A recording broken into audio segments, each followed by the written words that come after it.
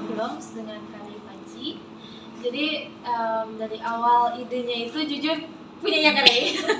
Kari yang punya visi melihat cerita dalam bentuk post apokaliptik. Jadi ketika pertama kali Kari kasih naskahnya secara kasar, kita juga kayak ini film kayaknya bisa bawa genre yang fresh di perfilman Kota Kupang gitu kan. Jadi akhirnya beberapa teman-teman juga yang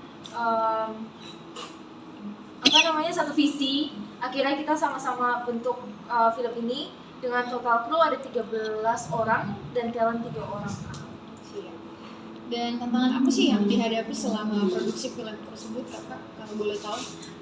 Oke, jadi mungkin tantangan yang pertama itu adalah memang kita dari awal memang kita tujuannya mau bikin film yang bukan sekedar asal selesai, tapi memang kita mau betul-betul mendorong, menantang diri kita sendiri untuk bikin film post apokalips, karena memang berangkat bahwa kita juga senang hadir di bioskop, menikmati film-film luar. Kenapa tidak kita tidak mencoba membuat film yang mendekati lah gitu. Jadi tantangan awal itu adalah membangun cerita.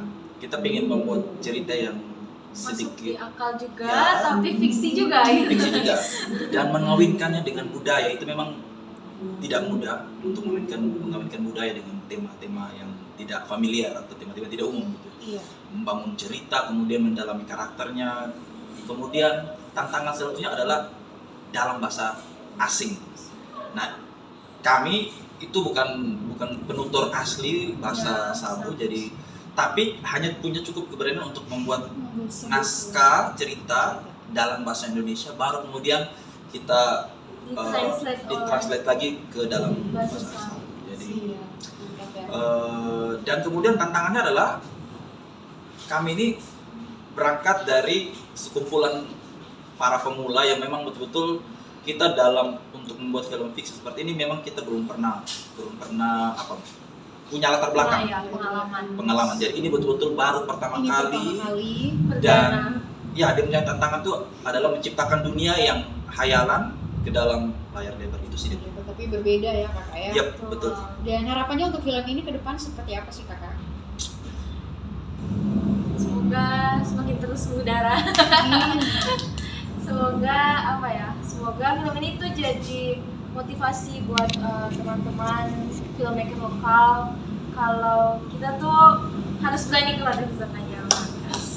Jadi harapan kami adalah ini bisa jadi template baru buat teman-teman yang filmmaker yang sama-sama masih belajar. Jadi ayolah, bukan hanya di genre yang itu saja, tapi cobalah keluar dengan genre yang lebih, tanda kutip, yang lebih seksi, yang betul-betul yang kalau kalian nonton di bioskop itu orang luar yang buat, kenapa tidak kita tidak bisa Kupang ya. Sendiri ya.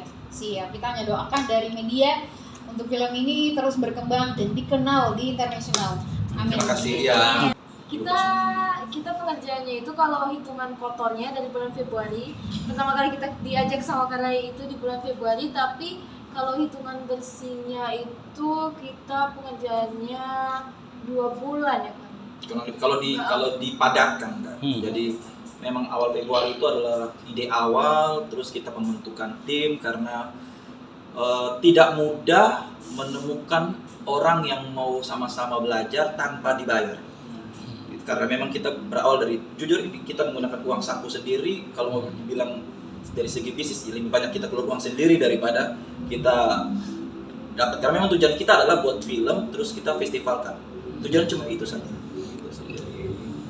Ya kurang lebih kalau proses pra-produksinya itu mulai dari diskusi, cari talent, audisi, tulis naskah, revisi, bla bla bla, semua itu kurang lebih 3 bulan. Ya, 2-3 bulan. 2-3 bulan. Proses produksinya, take gambar itu cuma 4 hari.